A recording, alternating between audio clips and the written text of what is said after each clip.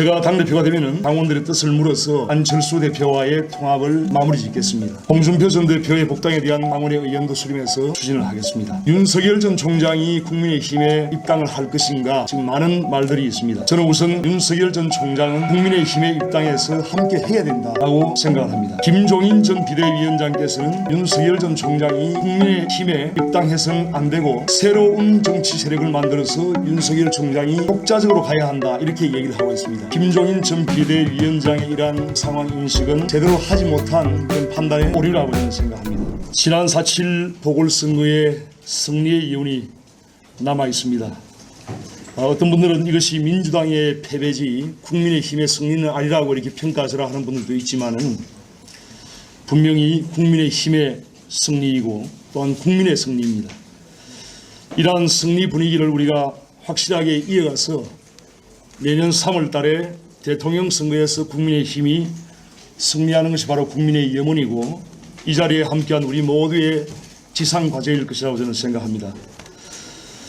저는 이번 전당대회에서 국민의힘의 당대표로서 확실한 정권 탈환을 이뤄낼 수 있는 가장 책임자라고 감히 자부를 하면서 이번 전당대회 당대표에 반드시 당선되어서 당원 동지 여러분과 함께 또 정권 교체를 염원하는 국민 여러분과 함께 정권 탈환을 반드시 이뤄내겠다는 말씀을 드립니다.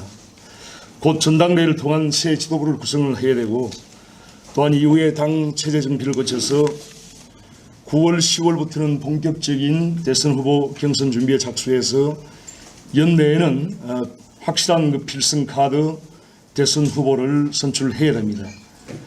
저는 우리가 뼈를 깎는 혁신과 개혁으로 국민의 믿음과 사랑을 얻는다면 분명히 승리할 수 있다고 저는 확신합니다. 현재 당내의 잠룡들 그리고 당 밖에 윤석열 전 검찰총장, 안철수 국민의당 대표, 또 홍준표 전 대표 결국은 모두 함께 해야 된다고 저는 생각합니다.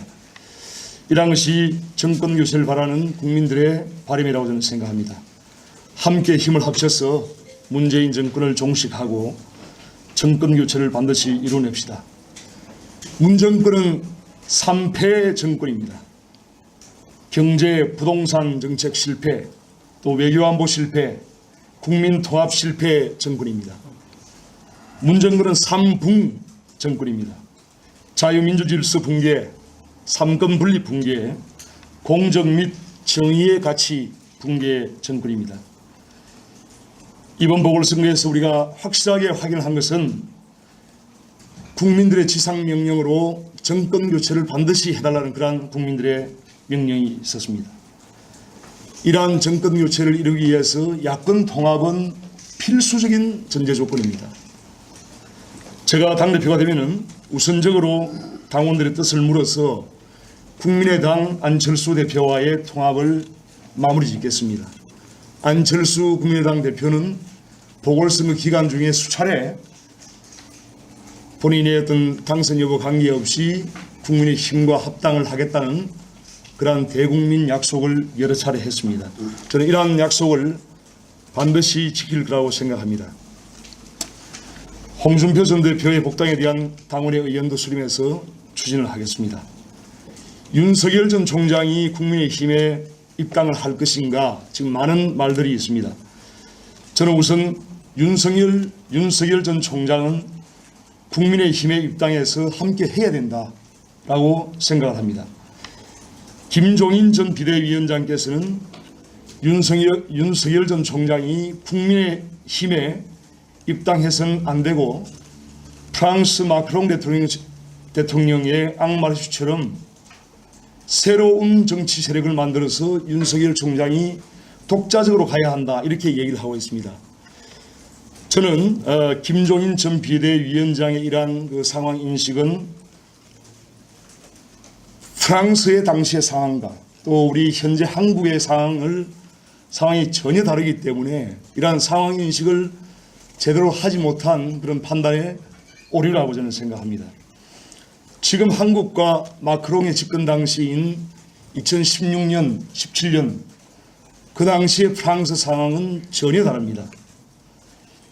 2012년경부터 16년, 17년까지 유럽에서는 프랑스는 물론이고 이태리의 오성운동, 스페인의 포데모스, 그리고 아이슬란드의 해적당 등 새로운 정치 세력들이 급부상을 했습니다. 그 당시에 이러한 유럽의 신생 정당들이 유럽 각국의 주요한 정치 세력으로 급부상을 하고 또한 의회에 의석을 대거 당시에 확보를 했었습니다.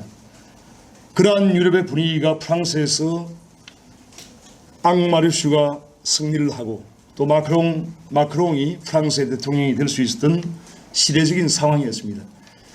그 비슷한 시기에 우리 대한민국에서도 안철수의 국민의당이 2016년 20대 총선에서 38석이라고 하는 그러한 의석을 획득하는 그런 계기가 되었던 것이 같은 분위기가 있었다는 것을 말씀드립니다. 하지만 현재 우리나라의 분위기는 정반대입니다. 지난 4월 18일 날 여론조사를 보면은 윤석열이 국민의힘에 입당을 해서 당내 경선에 참여해서 대통령 선거에 출마해야 한다는 의견이 42.2%.